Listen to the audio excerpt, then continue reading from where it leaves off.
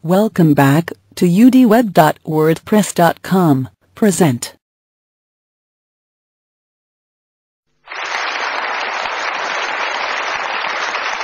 Ada sebuah buku berjudul Mereka Bilang Aku China, Jalan Mendaki Menjadi Bagian Bangsa. Ini buku menceritakan atau mengisahkan pengalaman perempuan-perempuan keturunan Tionghoa yang memiliki pengalaman diskriminatif dalam kehidupan mereka, tapi mereka berjuang agar mereka bisa diperlakukan setara sebagai bagian dari bangsa Indonesia. Dalam buku ini memang disebutkan ada stereotip bahwa orang-orang keturunan Tionghoa biasanya egoistis, biasanya lebih mementingkan materi, biasanya mereka bukan makhluk sosial yang mau bergaul atau berbaur dengan masyarakat yang lain. Jadi banyak sekali hal-hal negatif selama ini yang melekat dalam ingatan masyarakat kita. Tetapi apakah 100% benar? Hari ini saya kedatangan tamu istimewa, Zong Wanzi alias Hakka Chung Ban Hok alias Basuki Cahayapurnama, tapi sering dipanggil Ahok.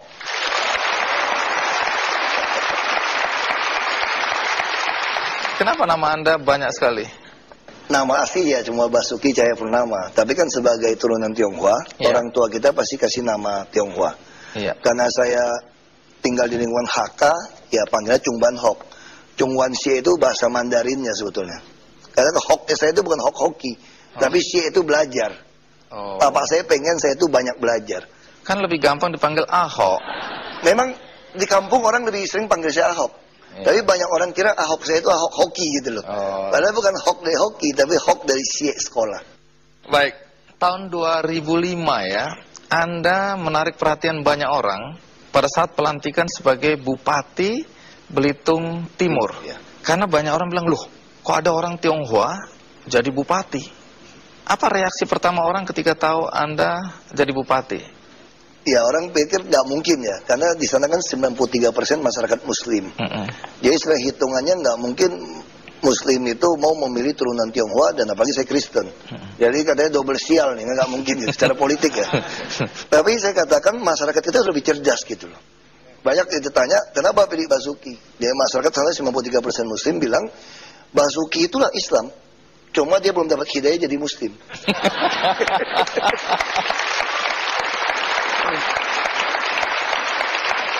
Tapi boleh tahu, apa yang mendorong Anda untuk mencalonkan diri jadi bupati waktu itu ya? Ya, tentu pengaruh papa saya. Papa saya meninggal tahun 97.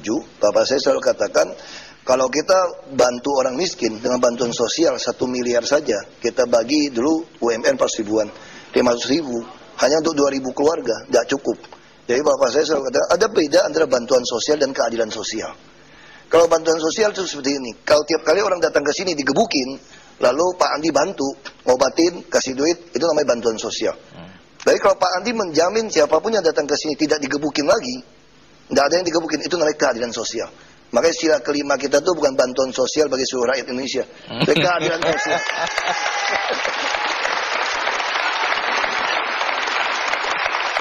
Waktu pemilihan dan Anda menang sebagai bupati, berapa persen suara yang Anda dapatkan? 37,2%. Berbanding yang kedua? 22 mereka. Nah, apa betul waktu itu biaya kampanye Anda hanya 500 juta? Sementara kita tahu untuk ikut pilkada itu puluhan miliar, ratusan miliar, karena kan banyak orang yang harus dibayar untuk supaya memilih Anda. Saya nggak pakai kampanye, karena kalau gunakan kampanye kasih baju kaos ya nggak cukup duitnya. Saya hanya sediakan bakpao, orang datang ke rumah setengah 8 malam.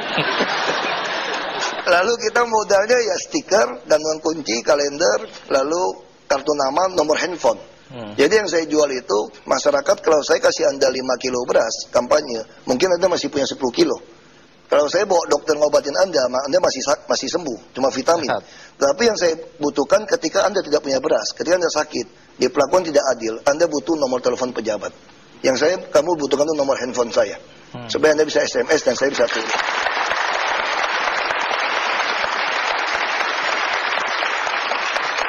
Baik, tentu kita ingin tahu lebih jauh tentang siapa Pak Basuki atau Ahok ini ya. Ini dia kisah tentang Pak Basuki.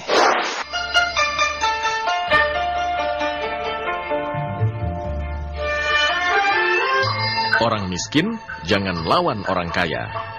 Orang kaya jangan lawan pejabat.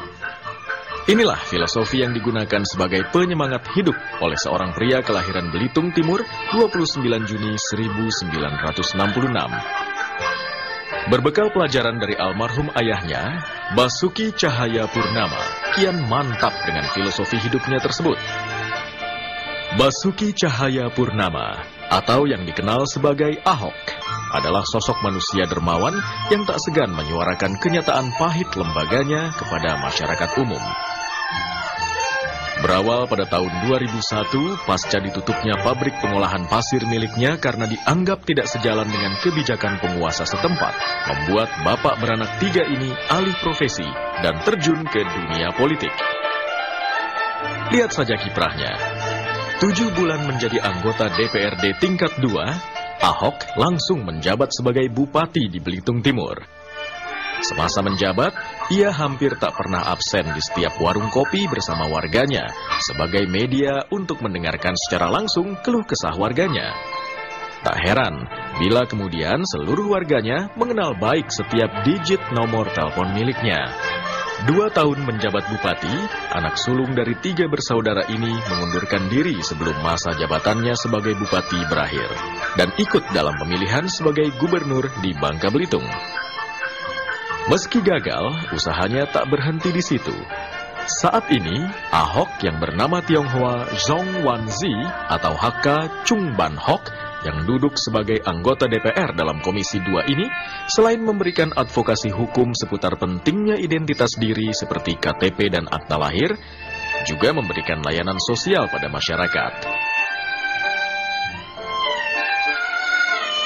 Tak hanya itu, Ahok pun selalu mengupdate website pribadinya sebagai bentuk komunikasi dengan rakyatnya.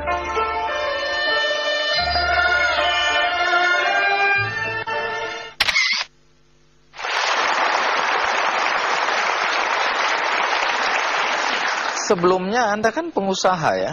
Ya. Kemudian Anda merasa kecewa, Anda menutup usaha Anda karena Anda merasa ada kesewenang-wenangan dari pejabat birokrasi dan korupsi. Apa yang terjadi? Ya, bapak saya bilang gitu kan, orang miskin jangan lawan orang kaya tadi kan. Nah, orang kaya jangan nantang pejabat, bangkrut gitu. Itu maksudnya apa? Jadi, kalau kita mau melawan pejabat, harus jadi pejabat, kata bapak saya.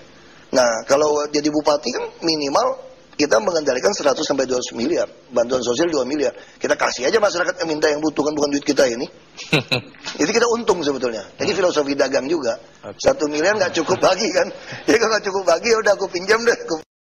Kita rebut ini APBD ini supaya rakyat bisa rata. Ini keadilan sosial sebetulnya. Nah, waktu Anda tutup, itu sebenarnya Anda kecewa dan Anda mau meninggalkan Indonesia, apa betul? Iya, betul. Jadi waktu itu saya minta izin papa saya, ya bagaimana hutan lindung bisa pindah ke tempat saya, lalu saya tutup gitu, sewenang-wenang gitu kan.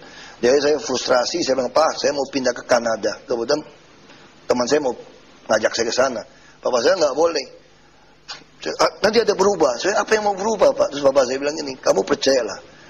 Satu hari kelak, rakyat akan cari kamu, akan milih kamu untuk memperjuangkan nasib dia. Saya mau ketawa, nggak berani ketawa lagi. Jangan. Tapi ternyata 10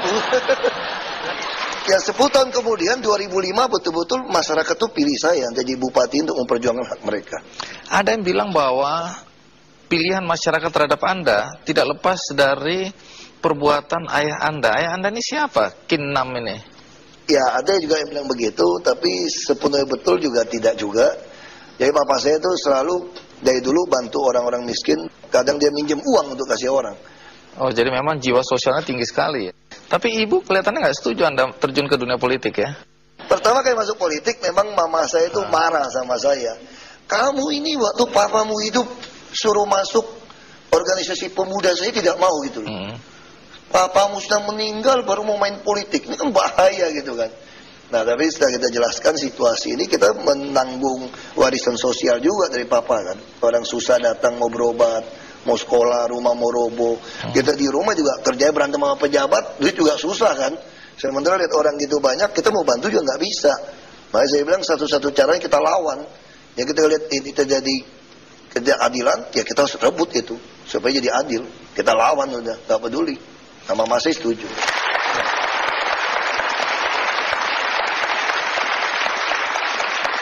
Menarik untuk tahu cerita apakah keturunan Tionghoa itu membuat apa yang dilakukan Basuki menghadapi kendala. Karena ada stereotip bahwa orang Tionghoa pada dasarnya tidak peduli pada masyarakat kecil. Ikuti terus Ki Candy.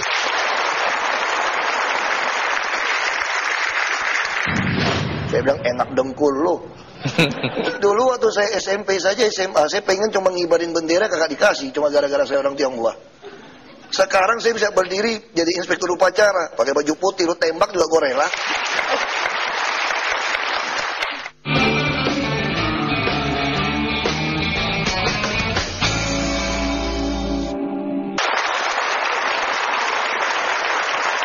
Unik ya, karena waktu Anda kampanye untuk pilkada bupati, Anda nggak bagi-bagi uang. Waktu DPRD juga sebelumnya, Anda juga tidak kasih masyarakat uang, tapi toh Anda terpilih. Nah, yang menarik adalah ketika Anda menjadi anggota DPRD, saya dengar cerita bahwa Anda menolak untuk KKN, Anda menolak SPPD fiktif, dan itu menimbulkan tanda kutip kegelisahan dan kemarahan dari teman-teman Anda di DPRD. Saya kira kita kalau mau menjadi pejabat publik, kita kerja tuh berdasarkan konstitusi. Itu prinsip sebetulnya. Saya hanya melaksanakan konstitusi sesuai sumpah jabatan. Jadi ketika saya melakukan itu semua, tidak ada yang perlu dihargain, karena memang itu sumpah jabatan. Justru kalau kita tidak melaksanakan sumpah jabatan, justru terkutuk kita sebetulnya gitu. Ada yang cerita bahwa waktu jadi bupati, gaji Anda belikan gula, kopi, apa segala macam, masyarakat yang datang boleh ambil, boleh minum kopi gitu. Apa betul itu? Ya, jadi kan ada masyarakat yang dulu kan 2005 handphone masih mahal ya. Jadi ada masyarakat-masyarakat yang marginal pengen mengadu Pak Bupati. Jadi kalau 3:30 waktu bubaran kantor buka seperti praktik dokter gitu. Ya, bupati bisa, ini ya? Ya, jadi mereka bisa datang masuk, ya duduk 30-40 orang kan. Jadi masalahnya apa? Terus staf tetap. Kan bupati kan mejanya kan banyak makanan minuman gitu. Masyarakat lihat minuman kalingan pengen juga kan. Jadi saya bilang ambil aja. Mereka bilang jangan Pak. Saya bilang bukan duit gua ini, duit lu orang kok. Dari mana katanya? Terus saya ajarin, kamu beli rokok, beli gula, semua itu ada PPN-nya. Nah pajak-pajak ini dikumpulkan untuk menggaji kami. Termasuk minuman-minuman ini adalah punya bapak ibu semua. Ya kalau bapak ibu mau ambil, ya ambil aja saya bilang.